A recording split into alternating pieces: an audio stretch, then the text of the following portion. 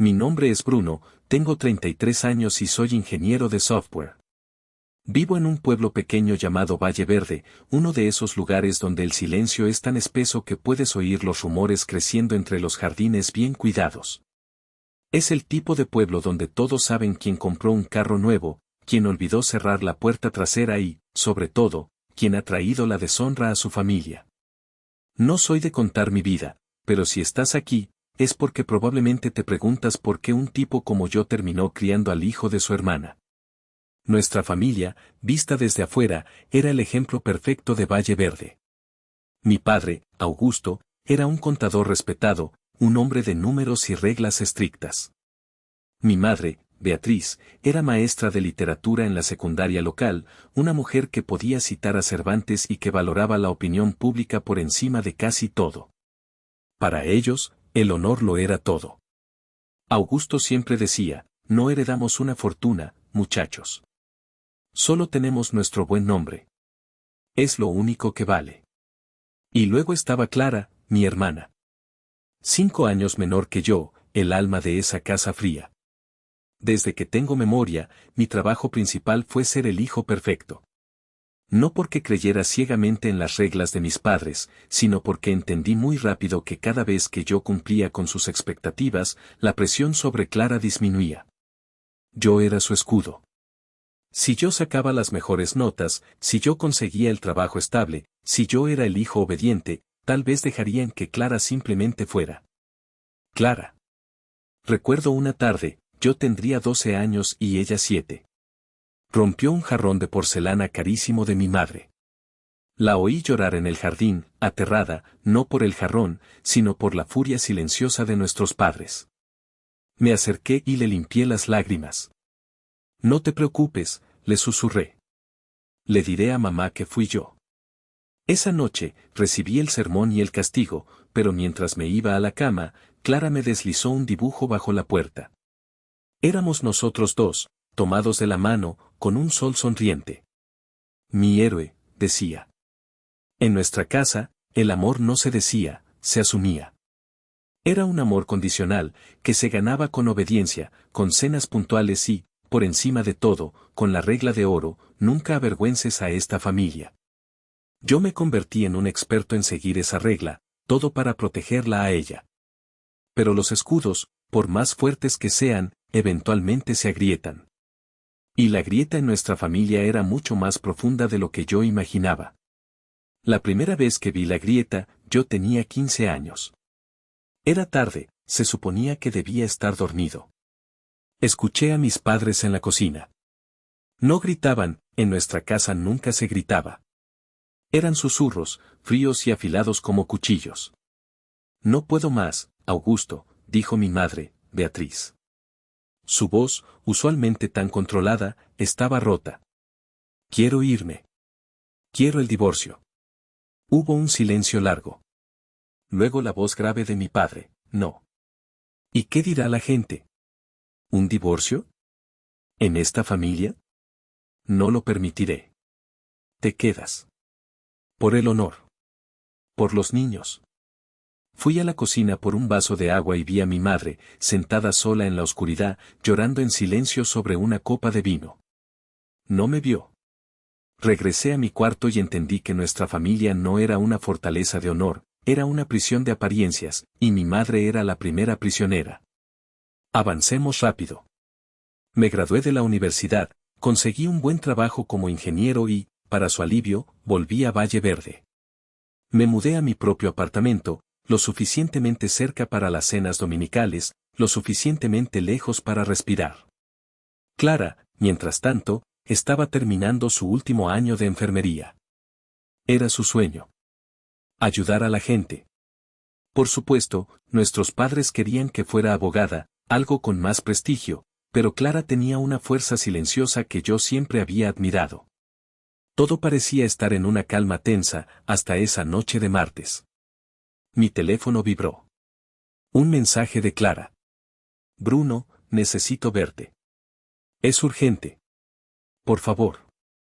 No le digas nada a papá y mamá. Mi corazón se detuvo. Clara no era dramática. Si ella decía urgente, significaba que el mundo se estaba acabando. ¿Dónde estás? ¿Estás bien?, respondí. En el café de la calle Maple. Ven ya. Conduje como un maníaco. Entré al café y la vi en una esquina, pálida como un fantasma. Sus ojos, usualmente brillantes y llenos de vida, estaban hinchados y rojos. Ni siquiera había tocado su café.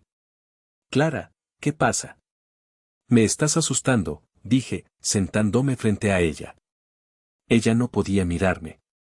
Sus manos temblaban tanto que la taza traqueteaba contra el plato. Bruno, susurró, y su voz se quebró. Tragó saliva, y finalmente levantó la mirada. Sus ojos estaban llenos de un terror que nunca le había visto. Bruno, estoy embarazada. El mundo se detuvo. El murmullo del café, la música suave, todo se desvaneció. Solo podía oír el zumbido en mis oídos. Embarazada. Traté de mantenerme calmado. Mi primer pensamiento fue protegerla. ¿De quién es?, pregunté, mi voz más áspera de lo que pretendía. Eso no es lo peor, sollozó, y las lágrimas que había estado conteniendo comenzaron a caer. Bruno, tengo 5 meses. 5 meses. La palabra me golpeó como un puñetazo en el estómago. ¿Cómo? ¿Por qué no me lo había dicho? ¿Por qué había cargado con esto sola durante 5 meses? Es de Martín, dijo finalmente. Martín. Por supuesto. Martín Thompson. El estudiante de finanzas que había conocido un par de veces. Un tipo carismático, siempre hablando de sus grandes planes, de la startup en la que estaba trabajando. ¿Y qué dijo él? ¿Dónde está?, pregunté, aunque una parte de mí ya sabía la respuesta. Clara negó con la cabeza, su llanto ahora incontrolable. Se lo dije hace 2 meses. Al principio dijo que me apoyaría, que encontraríamos una solución. Y luego, simplemente desapareció. Mi sangre comenzó a hervir. Desapareció. Bloqueó mi número, Bruno. No responde mis correos. Su compañera de cuarto me dijo que se mudó a Seattle hace 1 mes. Me abandonó. Quise levantarme y conducir hasta Seattle. Quise encontrar a ese cobarde y romperle la cara. Pero miré a mi hermana, tan pequeña, tan rota, y supe que mi ira no solucionaría nada. Está bien, dije, tomando sus manos frías. Está bien, Clara. Vamos a solucionar esto. Ella me miró, sus ojos suplicantes. Bruno, no quiero abortar. No puedo. Ya lo siento moverse. Es mi bebé. Asentí, mi garganta cerrada. El escudo. Era mi trabajo ser su escudo. Entonces lo tendremos, dije con una firmeza que no sentía. Lo tendremos. Tú y yo. Estamos juntos en esto. Pero había un último obstáculo. El más grande. Clara, dije suavemente. No podemos ocultar un embarazo de 5 meses para siempre. Tienes que decírselo a nuestros padres. El pánico regresó a sus ojos. No, Bruno, no. Me van a matar. Me van a odiar. Tú los conoces. Sí. Vaya que los conocía. Pero era inevitable. Iré contigo, le prometí. No te dejaré sola.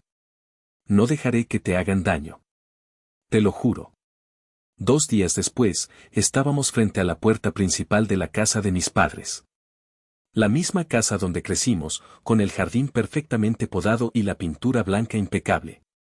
Hoy no se sentía como un hogar. Se sentía como un tribunal.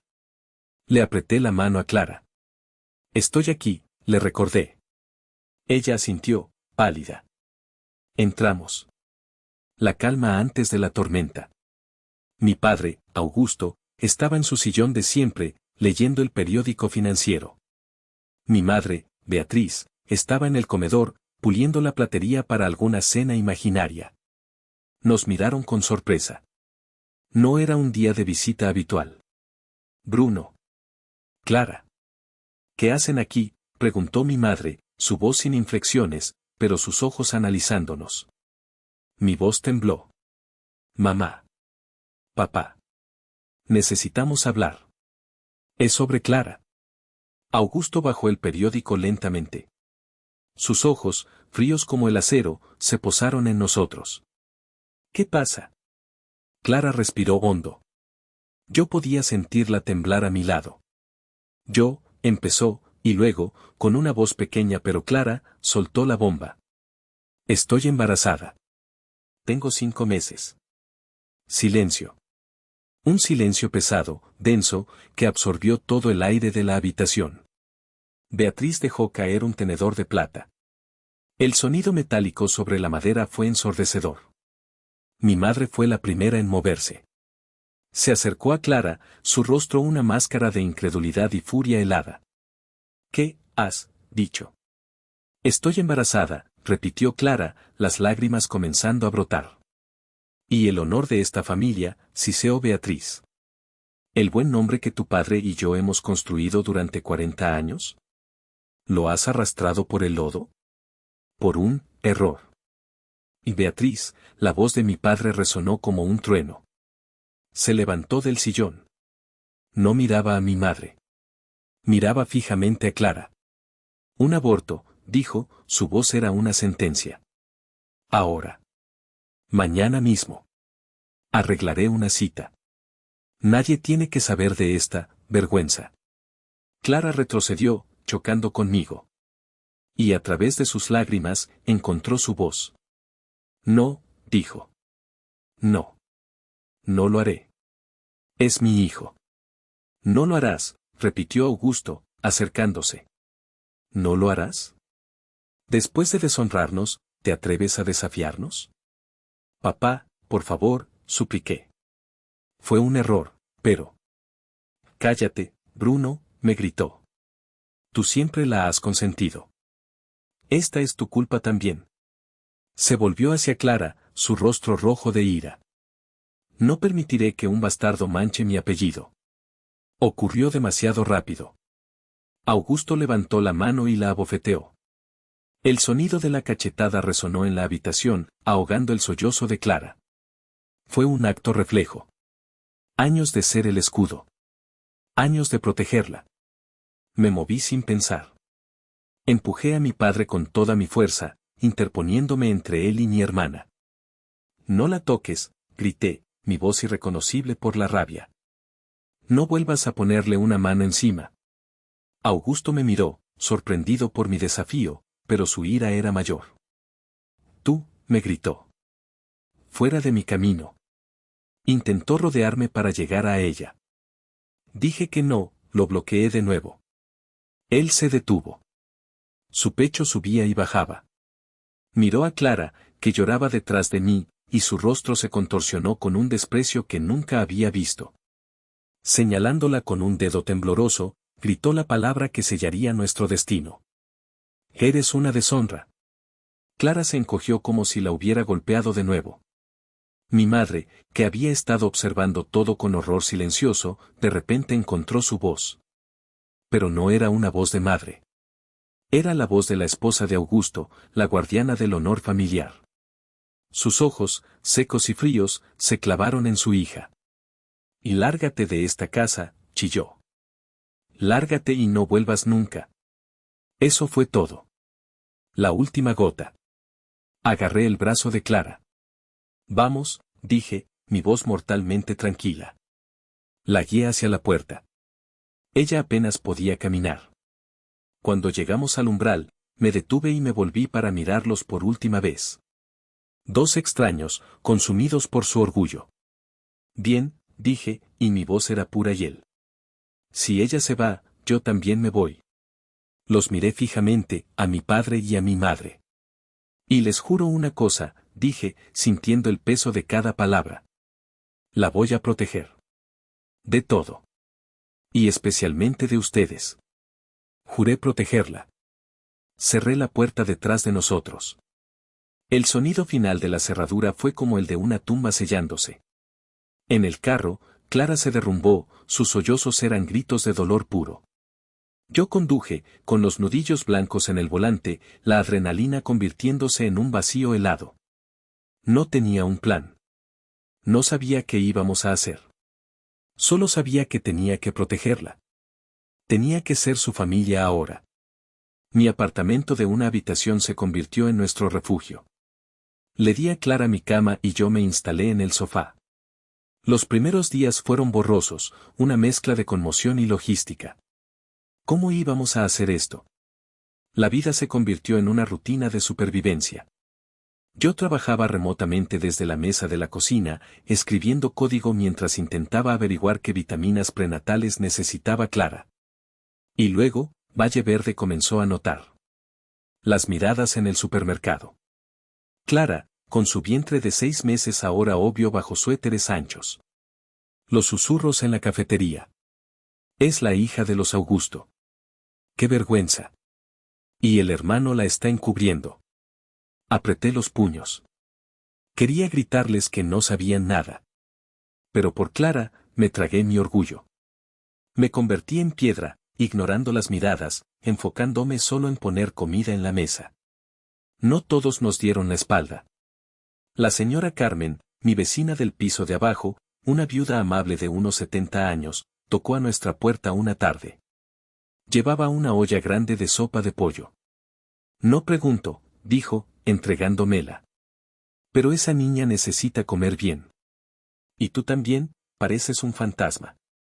Fue el primer acto de bondad pura que habíamos recibido en semanas. Casi lloro allí mismo. Los meses pasaron. El invierno llegó. La barriga de Clara crecía, y mi cuenta bancaria disminuía. El sofá me estaba matando la espalda, pero cada vez que veía a Clara leyendo sus libros de enfermería, acariciando su vientre, sabía que no había otra opción. Una noche lluviosa de octubre, me despertaron sus gritos. Bruno. Bruno, creo que ya es hora. El pánico me inundó. Corrí, la ayudé a levantarse, la llevé al carro bajo la lluvia torrencial. En el hospital, mientras la registraban, hice una última llamada desesperada. Marqué el número de mi madre. Contestó al tercer tono. Diga. Su voz era fría. Mamá, dije, mi voz temblando. Soy Bruno. Es Clara. Está en el hospital. Está de parto. Hubo un silencio. Un silencio tan largo que pensé que se había cortado. Podía oír su respiración. Luego, el clic. Me había colgado. Me quedé mirando el teléfono, un vacío helado instalándose en mi pecho. Estábamos solos. Completamente solos. Entré en la sala de partos. Sostuve la mano de Clara durante 8 horas. Grité con ella, lloré con ella. Y entonces, a las 4:32 de la mañana, el sonido más aterrador y maravilloso llenó la habitación, el llanto de un bebé. Es un niño, dijo la enfermera, sonriendo. Un niño sano. Lo limpiaron y me lo dieron para que se lo pasara a Clara. Era tan pequeño. Tan perfecto. Lucas, susurró Clara, agotada pero radiante, tocando su mejilla. Se llama Lucas. La enfermera me ofreció las tijeras. Corta el cordón, papá. Clara y yo nos miramos. No la corregí. Con manos temblorosas, corté el cordón. En ese momento, en esa habitación de hospital estéril, con mi hermana exhausta y mi madre habiéndome colgado, supe que mi vida había cambiado para siempre. Ya no era solo un hermano. Los siguientes 3 años no fueron una lucha. Fueron una guerra. Los bebés no vienen con manual. Y Lucas era un bebé que lloraba mucho. Las noches sin dormir se convirtieron en mi nueva normalidad. Yo trabajaba en mi empleo de tiempo completo durante el día, gracias a Dios por el trabajo remoto, y luego tomaba el turno de noche con Lucas para que Clara pudiera dormir un poco. Pero Clara no dormía. La vi luchar contra la depresión posparto, la culpa y el agotamiento. Pero mi hermana, la misma niña que yo había protegido, tenía una columna de acero. Tan pronto como pudo sentarse derecha, volvió a sus clases de enfermería en línea. Tengo que terminar esto, Bruno, me decía, con los ojos rojos por la fatiga, mientras mecía a Lucas. No puedo dejar que nos mantengas para siempre. Le debo esto a Lucas, y te lo debo a ti. El dinero era una pesadilla constante. Mi salario de ingeniero era bueno, pero no estaba diseñado para 3 personas, pañales, fórmula y matrículas de enfermería. Vendí mi carro, un viejo sedán que amaba.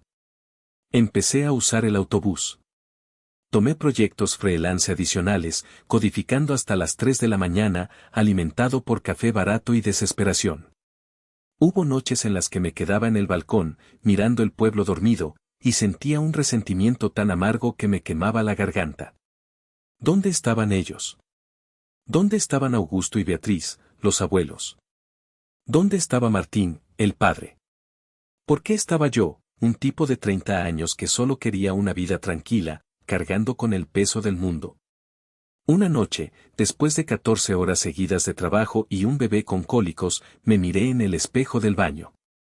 Estaba pálido, más delgado, con ojeras que parecían moretones. Golpeé la pared, un golpe sordo y patético. ¿Por qué yo?, susurré.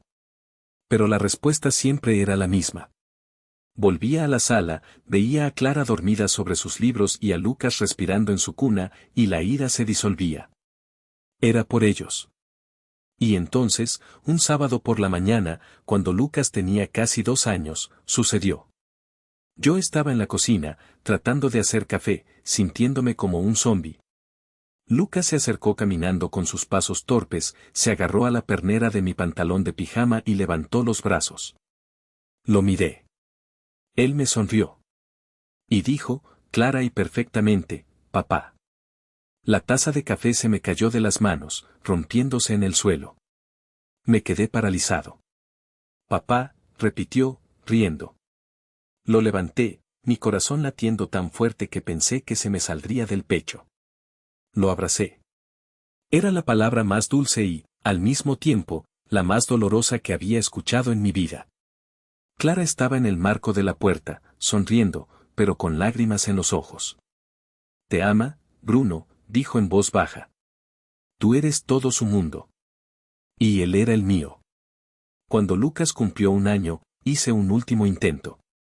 Conduje hasta la casa de mis padres, con Lucas en su asiento de bebé. Toqué el timbre. Mi padre abrió. Vio a Lucas. Su rostro no mostró nada. ¿Qué quieres, Bruno? Solo quería que conocieras a tu nieto. Me miró fijamente. Ese niño no es mi nieto, dijo, su voz plana. Y tú ya no eres mi hijo. Vete. Cerró la puerta. Esa fue la última vez que intenté contactarlos. 3 años. 3 años construyendo una vida desde las cenizas. Clara finalmente se graduó. Consiguió un trabajo de medio tiempo en la clínica local. Lucas era un niño brillante, divertido y lleno de energía, que creía que yo era su padre. Nuestra vida era difícil, pero era nuestra. Teníamos una rutina. Éramos felices, a nuestra manera rota. Y entonces, una noche de jueves, mientras ayudaba a Lucas a construir una torre de bloques, mi laptop emitió un pitido. Un nuevo correo electrónico. Normalmente lo habría ignorado. Pero algo me hizo mirar. El nombre del remitente me heló la sangre. Martin Thompson. Mi primer instinto fue borrarlo. Arrojar la laptop por la ventana. Pero no lo hice. Lo abrí. El correo era largo. Hablaba de cómo había sido un cobarde, un niño asustado. Hablaba de cómo su startup en Seattle había sido vendida por una cantidad de dinero que me mareó. Era millonario. Y ahora, decía, quería hacer lo correcto. Sé que no tengo derecho, escribió. Sé que soy un monstruo. Pero he estado en terapia. He cambiado. Y sé que tengo un hijo. Quiero conocerlo. Quiero compensarlos, Bruno. A ti y a Clara. Compensarnos, me reí, un sonido amargo que asustó a Lucas. ¿Creía que podía pagarnos por 3 años de infierno? Esa noche, cuando Lucas durmió, le mostré el correo a Clara. Se quedó pálida. Leyó el correo 3 veces. No tienes que verlo, le dije rápidamente. No le debemos nada. Yo lo manejaré. Ella guardó silencio por un largo tiempo, mirando la torre de bloques a medio terminar de Lucas. Bruno, dijo finalmente, su voz apenas un susurro. Él tiene razón en una cosa. Es el padre de Lucas. Sentí un miedo atroz, un pánico frío que no había sentido desde la noche en que nací Lucas. ¿Qué estás diciendo, Clara? Estoy diciendo, dijo ella, mirándome con una tristeza infinita, que quizás Lucas merece saber quién es su padre biológico. Yo soy su padre, quise gritar. Yo estuve aquí. Yo cambié sus pañales. Yo vendí mi carro. Pero me mordí la lengua. El miedo a que el dinero de Martín pudiera borrar mis 3 años de sacrificio era sofocante. Acordamos reunirnos con él. En un lugar neutral. Un restaurante caro en Portland. Yo fui, por supuesto. No iba a dejarla sola con ese tipo. Martín entró. No era el estudiante que recordaba. Era un hombre con un traje de miles de dólares y un reloj que costaba más que mi salario de un año. Se sentó, nos miró, y lo primero que hizo fue pedir perdón. Fui un cobarde, repitió. No hay excusa. Pero quiero ser parte de la vida de mi hijo. Y quiero compensarles por todo. Compensarnos, salté yo, incapaz de contenerme. ¿Crees que el dinero compra los 3 años de lágrimas de Clara? ¿Las 300 noches que pasé sin dormir? No puedes comprar el tiempo, imbécil. Clara puso una mano sobre mi brazo. Bruno, déjalo hablar. Y él habló. Habló de fideicomisos, de apoyo, de querer ser un padre. Y yo solo podía pensar en una cosa, estaba tratando de comprar a mi hijo. La reunión en Portland no fue la última. Martín fue persistente. Y no solo ofrecía palabras. Una semana después, un abogado nos contactó. Martín había creado un fondo fiduciario de $1 millón para la educación y el futuro de Lucas. No podía tocarse hasta que cumpliera 18 años. Luego vino la segunda oferta. Una casa. Una casa hermosa de 4 habitaciones en Valle Verde, junto al río. Valorada en otro $1 millón. La puso a nombre de los 3, Clara, Lucas, y yo. Para que nunca más tengas que dormir en un sofá, Bruno, me dijo Martín por teléfono. Es lo mínimo que puedo hacer por el hombre que crió a mi hijo. Yo estaba dividido entre el asco y la incredulidad. Y entonces, le hizo la oferta final a Clara. Le propuso matrimonio. Esa noche, Clara y yo nos sentamos en el balcón de nuestro pequeño apartamento. No lo amo, Bruno, me dijo, mirando las luces del pueblo. Creo que nunca lo amé de verdad. Entonces dile que se vaya al diablo, respondí. No es tan simple, dijo ella. Esto no es sobre mí. Ni siquiera es sobre ti. Es sobre Lucas. Martín puede darle un futuro que nosotros, que yo, nunca podré. Puede darle estabilidad. Un nombre. Una vida sin las luchas que hemos tenido. La miré. Ya no era la niña asustada que había recogido en el café. Era una madre. Una madre tomando una decisión pragmática y desgarradora. Bruno, esto no es amor, dijo, tomándome la mano. Es un contrato. Es el futuro de Lucas. La boda fue 6 semanas después. Lujosa, elegante, y la cosa más triste que he visto en mi vida. Yo la entregué en el altar. Mi hermana, hermosa en su vestido blanco, casándose con un hombre que no amaba, por el bien de su hijo. Nuestros padres fueron invitados. No respondieron. No vinieron. Lucas, en un pequeño traje, corría por el salón de fiestas, gritándome, papá, mírame. Martín me observaba desde la mesa principal, su rostro una mezcla de gratitud y celos profundos cada vez que Lucas corría hacia mí. Se mudaron a Seattle la semana siguiente. El apartamento de Martín era un ático con vistas al océano. Y yo me mudé a la casa nueva. La casa del $1 millón junto al río. Era hermosa. Ventanas enormes, un jardín, 4 habitaciones. Una jaula de oro. La primera noche que pasé allí, el silencio era ensordecedor. No había risas de Lucas. No había llantos a medianoche. No había nadie. Caminé por la habitación que, en mi mente, iba a ser la de Lucas. Estaba vacía. Había cumplido mi juramento. Había protegido a Clara. Ella y Lucas estaban a salvo, con un futuro asegurado. Pero yo estaba completamente, y aterradoramente, solo. Una noche, un mes después, estaba sentado en la oscuridad, mirando el río. Había estado lloviendo toda la tarde. Sonó el timbre. Mi corazón dio un vuelco. Nadie venía a visitarme. Caminé hacia la puerta, confundido. Encendí la luz del porche. Abrí la puerta. Y me congelé. Eran ellos. Augusto y Beatriz. Empapados por la lluvia, temblando, pareciendo 10 años más viejos. Se quedaron allí, en mi porche, bajo la luz amarilla, sin atreverse a mirarme a los ojos. Mi madre, Beatriz, tenía el cabello gris pegado a la frente, sus ojos rojos e hinchados. Mi padre, Augusto, el hombre de piedra, estaba encorvado, derrotado.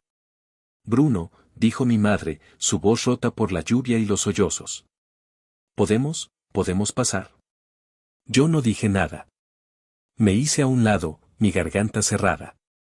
Entraron en la enorme sala de estar, mirando a su alrededor, goteando agua sobre el suelo de madera cara. Se sentaron rígidamente en el sofá. Yo me quedé de pie frente a ellos, cruzado de brazos. Nos equivocamos, soltó mi madre, y se deshizo en llanto. Bruno, Dios mío, nos equivocamos tanto. Augusto asintió, su rostro era una máscara de dolor.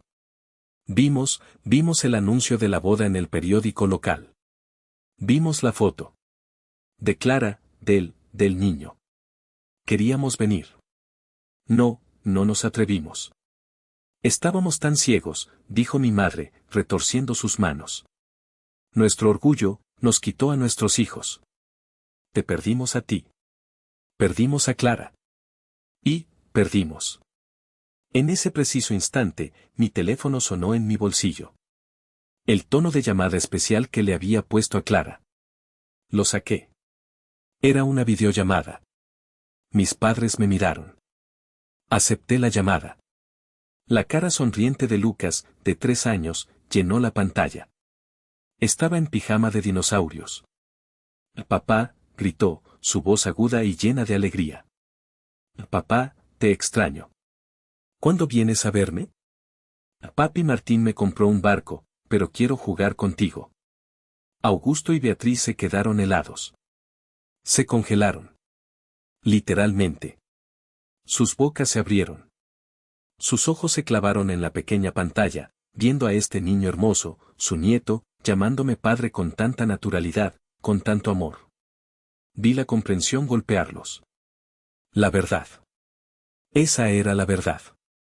Mi madre, Beatriz, levantó la mirada de la pantalla hacia mi rostro. Estaba pálida como un fantasma, sus labios temblando. ¿Pero qué significa esto?, susurró. La miré. Miré a mi padre. Y dejé que 3 años de dolor, de rabia, de noches sin dormir y de un amor feroz salieran en mi voz.